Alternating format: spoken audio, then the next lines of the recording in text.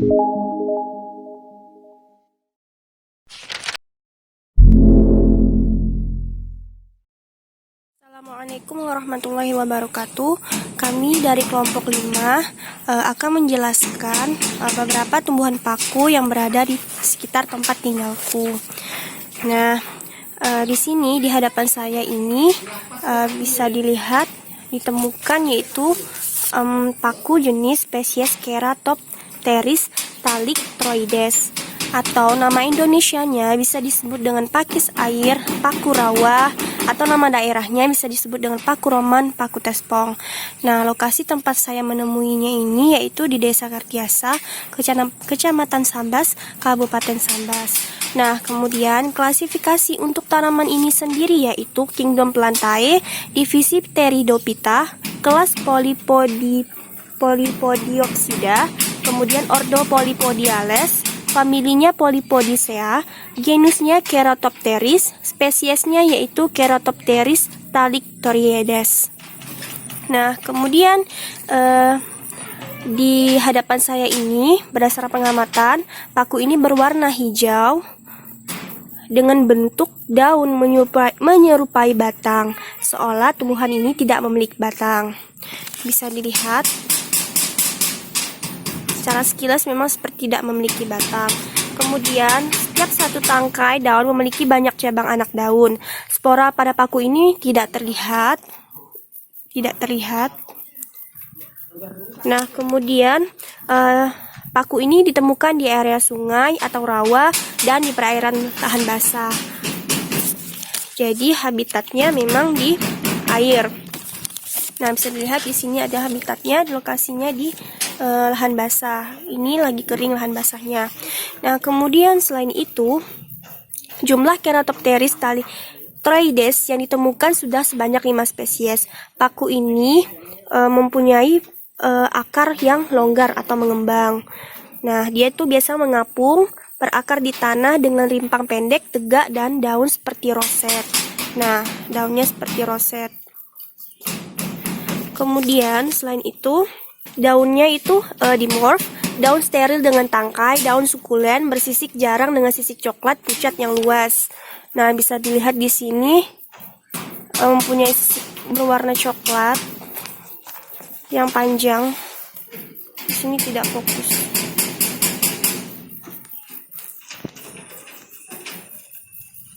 Nah, selain itu, nih. Nah, selain itu di sini ada juga daun mudanya.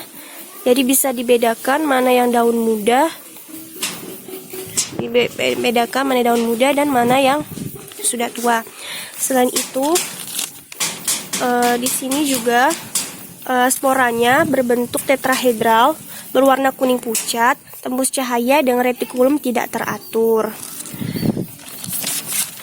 Nah, fungsi dari tumbuhan paku ini sendiri biasa digunakan untuk obat-obatan, tanaman hias, dan bahan makanan. Sekian dari saya, akan dilanjutkan oleh teman-teman saya yang lain. Wassalamualaikum warahmatullahi wabarakatuh. Assalamualaikum warahmatullahi wabarakatuh. Saya dari kelompok 6 akan menjelaskan paku dari filum Pteridophyta, yaitu spesies Phytrogama sp, atau biasa disebut dengan paku perak. Paku ini sebagian besar habitatnya hidup di darat pada daerah tropis maupun daerah subtropis. Tumbuhan paku ini memiliki akar, batang, serta daun sejati dan tidak memiliki biji. Batang dapat berupa batang dalam tanah maupun batang di atas tanah. Paku ini umumnya lebih besar dibandingkan dengan subdivisi lainnya yang berwarna hijau, karena memiliki klorofil yang berfungsi sebagai fotosintesis dan memiliki tulang daun yang bercabang yang dibedakan menjadi megafil, yaitu sistem percabangan pembuluh, dan mikrofil, yaitu daun yang tumbuh dari batang yang mengandung untayan tunggal sebagai jaringan pengangkutnya. Pada paku ini terdapat daun muda yang memiliki ciri khas, yaitu tumbuh secara menggulung. Dapat dilihat secara menggulung. Batang daun sudah memiliki berkas pengangkut, mempunyai akar dan daun spora sebagai alat perkembangbiakan tumbuhan pada tumbuhan paku yang menempel pada daun. Dinding sporangium paku ini terdiri daripada satu atau beberapa lapisan sel. Kecuali pada bagian tepi, terdapat suatu lapisan berdinding tebal yang mengelilingi sebagian kapsul yang disebut dengan anulus. Jika dilihat secara langsung dan teliti, paku ini terdapat seperti adanya bercak-bercak putih seperti tepung, dimana apabila dipegang dia akan berwarna putih seperti ini, tapi tidak terlihat. Mungkin itu saja yang dapat saya sampaikan, kurang dan lebihnya saya mohon maaf. Wabillahi taufiq wal hidayah. Wassalamualaikum warahmatullahi wabarakatuh. Perkenalkan, saya Floria Melin. Di sini saya akan membahas tumbuhan paku, yaitu tanaman paku sisik naga.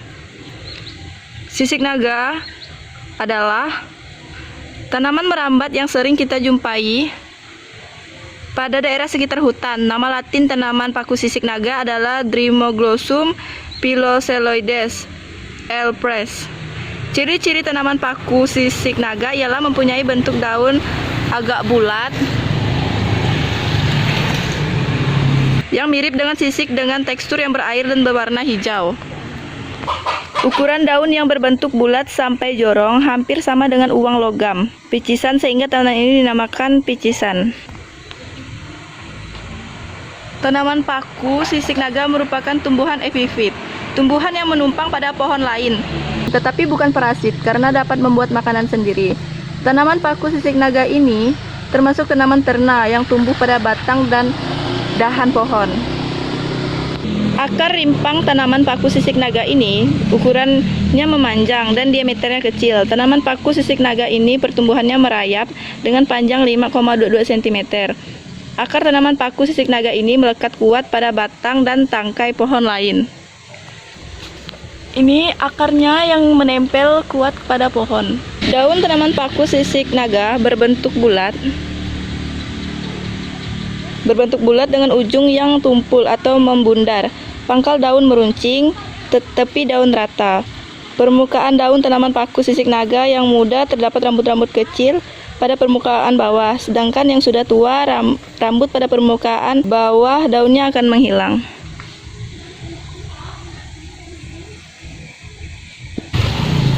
Tanaman sisik paku naga ditemukan pada daerah Asia tropik. Tanaman paku sisik naga habitatnya berada pada hutan, di ladang, dan tempat-tempat lainnya pada daerah yang agak lembab, mulai dari dataran rendah sampai ketinggian 1000 mdpl. Tanaman paku sisik naga berkembang biak menggunakan cara pemisahan akar dan spora. Demikian hasil penyampaian dari saya tentang tanaman paku sisik naga. Kurang lebihnya saya mohon maaf. Terima kasih. Oke, kali ini kita akan membahas tentang tanaman resam. Nah, tanaman resam ini memiliki bahasa Latin Glycenia linearis. Tanaman ini memiliki akar rimpang. Oke, kita lihat dulu. Nah, tunggu ya. Oke, nah bisa dilihat tanaman resam ini memiliki akar rimpang yang dekat dengan permukaan tanah.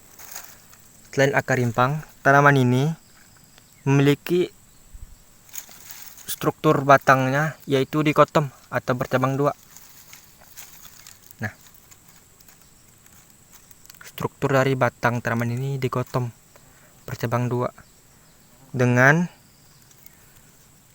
daunnya yang menyirip jika dipetakan. Daun tanaman ini menyirip. Nah, di balik daun dari tanaman ini memiliki stomata pada tanaman resam. Kita lihat Apakah jelas? Yang berwarna hijau ini seperti titik-titik ini. Nah, inilah dia stomata dari tanaman resam ini tersebut. Nah, untuk tanaman resam yang muda, dia bentuknya menggulung dengan batang yang dikotom juga sih. Nah, perbedaannya untuk yang muda, struktur daunnya masih menggulung. Maaf kurang fokus. Adalah ini adalah. Nah, untuk yang muda, tanaman resam memiliki daun yang masih menggulung, sedangkan jika sudah tua daunnya akan seperti ini. Dia tidak akan menggulung, bujur dan menyirip jika dipetakan. Nah, untuk warna daunnya sendiri, dia berwarna hijau dengan batang yang coklat jika sudah tua. Nah, batangnya coklat jika sudah tua. Sedangkan jika masih muda, batang tanaman ini akan berwarna hijau.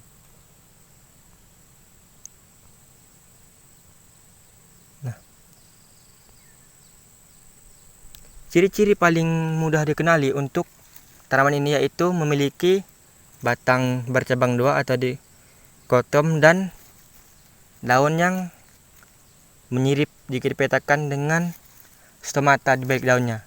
Nah, itu ciri-ciri mudah untuk mana stomata tadi ya? Ini. Maaf kurang jelas. Nah, itu ciri-ciri mudah untuk mengenali dari tanaman ini. Ada satu lagi. Tanaman ini juga bersifat invasif karena pola pertumbuhannya yang berkembang pesat atau cepat sehingga dapat menghambat tanaman lain di sekitarnya. Sekian. Ini adalah tanaman Dreamoglassum sp, salah satu tanaman paku, termasuk kingdom Dantae, divisi Pteridophyta, kelas Pteridopsida, ordo Polypodiales, famili Polypodiaceae, genus Dreamoglassum, spesies Dreamoglassum sp. Dreamoglassum sp ini merupakan tumbuhan yang dapat dijumpai di daerah beriklim tropis. Tumbuhan daerah bebas seperti hutan, ladang, dan tempat lembab. Mudah dijumpai di pohon yang besar dan tua. Batangnya mempunyai rizom yang halus, menjalar, dan ditutupi oleh sisik kecil sporangium terkumpul dalam sorus yang mengelilingi hampir keseluruhan dan fertil. Daun. Di sini ada daun. Ini daunnya. Merupakan daun. Rizom, akar, ini merupakan akar yang halus-halus, ini akar. Tangkai daun, ini tangkai daunnya tidak terlalu nampak soalnya akar daun. Di bawahnya ada tangkai daun. Nah, di samping ini saprofil. Berikut ini penjelasan tentang Adiantum sp. Sampel ini diambil di Kabupaten Landak, Kecamatan Sengah Temila. Tumbuhan paku ini dapat dengan mudah dibedakan dari tumbuhan paku lain karena penampakan daunnya yang cenderung bulat, bukan memanjang. Spora terlindungi oleh sporangium yang dilindungi oleh indusium. Kumpulan indusia atau sorus berada di sisi bawah daun, pada bagian tepi yang agak terlindungi oleh lipatan daun. Ini dia letak sorusnya. Secara morfologi, akarnya berbentuk serabut dan tumbuh dari rizoma. Daunnya berbentuk kipas atau jajar genjang. Mempunyai batang yang bercabang dan telah dapat dibedakan akar, batang, dan daun, serta memiliki daun makrofil. Sedangkan secara anatomi, spora terlindungi oleh sporangium yang dilindungi oleh indusium. Paku ini hidup di tanah. Reproduksi tumbuhan paku Adiantum sp mengalami metagenesis atau pergiliran keturunan antara generasi saprofit dan generasi gametofit. Generasi saprofit merupakan tumbuhan paku itu sendiri yang dapat menghasilkan spora. Spora yang dihasilkan oleh struktur daun khusus yang disebut sporofil. tersebut mudah menyebar, diterbangkan oleh angin, dan spora yang jatuh di tempat yang sesuai akan tumbuh menjadi tumbuhan baru berupa protalium. Sedangkan generasi gametofit merupakan tumbuhan penghasil gamet. Generasi gametofit ditandai dengan adanya protalium, yaitu tumbuhan paku baru yang berbentuk seperti jantung, yang berwarna hijau dan melekat pada substrat dengan rizoidnya. Generasi gametofit tidak berlangsung lama karena biasanya protalium berukuran kecil dan tidak berumur panjang. Di dalam protalium terdapat suatu gametagium sehingga dapat membentuk anteridium, yaitu alat kelamin jantan yang akan menghasilkan sperma, dan archegonium yaitu alat kelamin betina yang akan menghasilkan sel telur. Tumbuhan ini bernama Diplasmium esculentum atau paku air dan paku sayur, yang merupakan tumbuhan yang banyak tumbuh di Kepulauan Nusantara sampai Kepulauan Pasifik dan telah lama dikonsumsi oleh penduduk setempat. Sebagai tumbuhan konsumsi, rasanya belum ada terdengar kalau paku ini dibudidayakan secara komersial. Selama ini, konsumsi masyarakat dipenuhi langsung diambil dari sumber daya alam. Paku ini paling banyak tumbuh pada daerah-daerah dataran rendah sampai sedang yang lembab, basah, dan mempunyai aliran air, sehingga keberadaannya mengindikasikan adanya sumber air di suatu kawasan. Bagian yang digunakan untuk konsumsi dari paku air ini adalah daunnya yang masih muda. Memang, setiap tumbuhan yang termasuk ke dalam golongan Pteridophyta akan mempunyai ciri daun muda yang selalu menggulung dan akan tumbuh membuka seiring dengan bertambahnya usia daun. Nah, seperti ini. Semakin tua usia daun, semakin keras struktur daunnya karena semakin banyak mengandung lignin atau zat kayu dan serta senyawa lain yang membuat daun tidak layak untuk dikonsumsi. Diplasmium esculentum merupakan sumber kalsium yang adil dan yang sangat baik, sumber fosfor dan sumber yang baik dari besi, serta mengandung vitamin B. Daun Diplasmium esculentum selain dapat digunakan sebagai sayuran, juga berkhasiat sebagai obat gosok untuk menghilangkan bau keringat. Untuk menghilangkan bau keringat, dipakai 15 gram daun Diplasmium esculentum yang masih muda, dicuci dan ditumbuk halus lalu digosokkan pada ketiak. Nah, terdapat kandungan kimia daun dan akar Diplasmium esculentum yang mengandung saponin. Nah, terima kasih. Baiklah, berikut ini adalah Asplenium nidus dengan nama Indonesia paku sarang burung dan nama lokal paku kadaka, termasuk ke famili Aspleniaceae, di mana paku ini hidup epifit dengan akar yang kuat. Bagian ujung mendukung daun-daun yang tersusun roset. Di bagian bawahnya terdapat kumpulan akar yang besar dan rambut berwarna coklat. Bagian ujung ditutupi sisik sepanjang 2 cm dan berwarna coklat hitam. Tangkai daun berwarna hitam dengan panjang sekitar 5 cm. Daun muda berwarna hijau pucat dan pada daun tua berwarna hijau tua. Tekstur daun seperti kertas dan jenis ini sudah umum untuk tanaman hias. Selain itu juga dapat digunakan sebagai obat tradisional, diantaranya sebagai penyubur rambut, obat demam, obat kontrasepsi, depuratif, dan sedatif.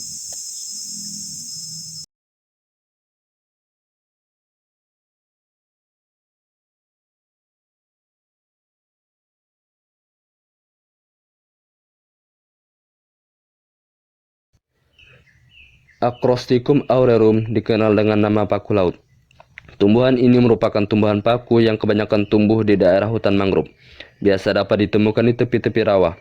Acrosticum aureum adalah jenis tumbuhan paku berukuran besar yang dikenal dengan nama lokal paku laut atau kerakas dalam bahasa Jawa. Sedangkan dalam bahasa Melayu, tumbuhan ini disebut dengan nama piai raya.